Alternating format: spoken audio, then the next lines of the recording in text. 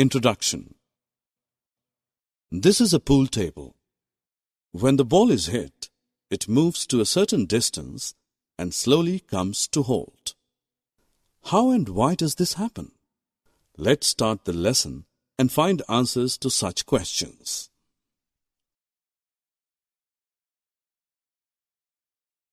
Objectives.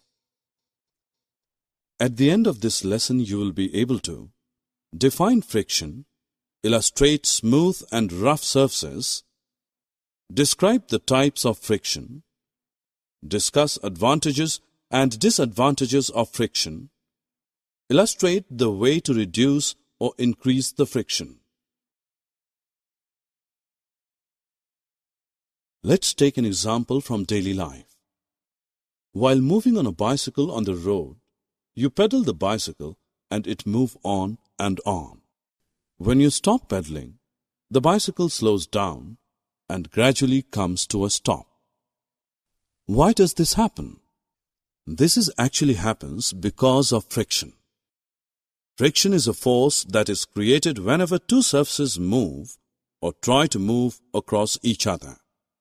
Friction always opposes the motion or attempted motion of one surface across another surface. The force which resists the motion of a body while moving on a surface is called friction. Friction is dependent on the texture of both surfaces. Friction is also dependent on the amount of contact force pushing the two surfaces together. A simple answer to this is that while in motion, the tires of the bicycle are rubbing against the surface of the road.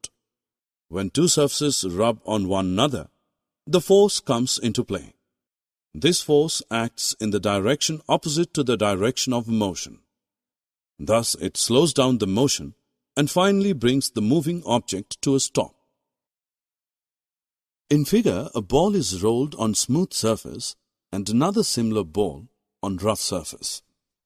As you see here that both the balls starts rolling on different surfaces with same speed, same force and at same time. But the ball which is rolling on smooth surface travels a larger distance than the ball rolling on rough surface.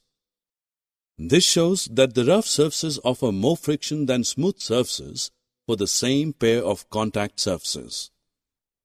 This example proves that friction depends on the texture of contact surfaces.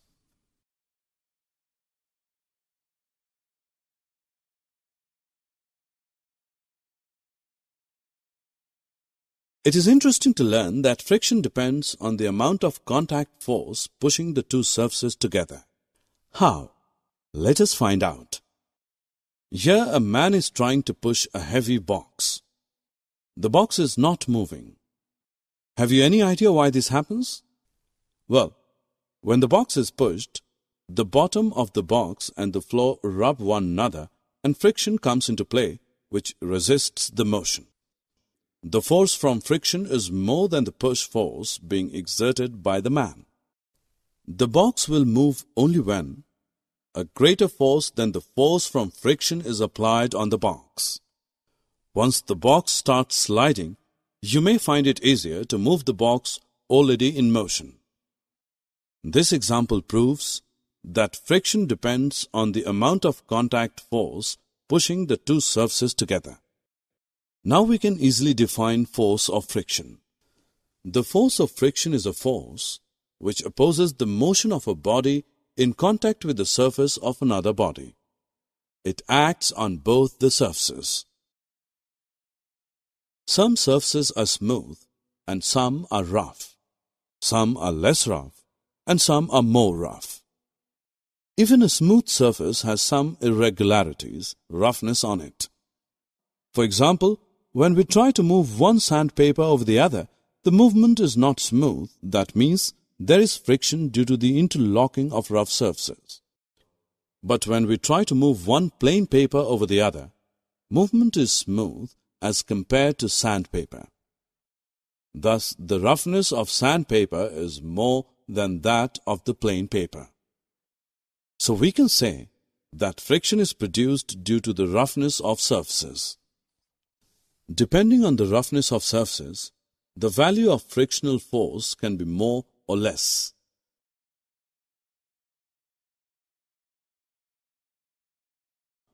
Summary. Let us summarize what we have learned. Friction is the force which resists the motion of a body while moving on a surface. Force of friction is a force which opposes the motion of a body in contact with the surface of another body. Force of friction depends on the texture of surface and the amount of contact force.